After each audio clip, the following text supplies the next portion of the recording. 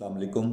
पिछले कुछ दिनों से हमारे एक दोस्त डॉक्टर साहब की एक वीडियो बहुत वायरल हुई है जिसमें उन्होंने समोसा और जलेबी खाने के नुकसान के बारे में बताया है।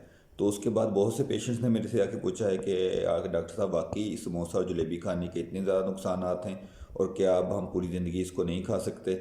नहीं, ऐसा बिल्कुल भी नहीं है। एक मीडियम साइज़ का समोसा जो अच्छे मटेरियल से तैयार किया गया हो और उसको अच्छे ऑयल में फ्राई किया गया हो, या जलेबी के जो दो टुकड़े होते हैं, जो गोल टुकड़े होते हैं, उन दोनों में आलमोस्ट सेम ही इनकी तो कंपोजिशन होती है मेडिकली। तो आप लोग ये खा सकते हैं। लेकिन इसको खाने के बाद आपने 20 से 25 मिनट की ब्रिस्क वॉक करनी है।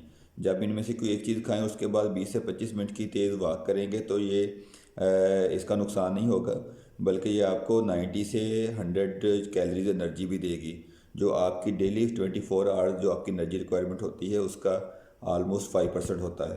तो रिलैक्स करें, समोसा भी खाएं, जलेबी भी खाएं, लेकिन इसके बाद वॉक ज़रूर करें।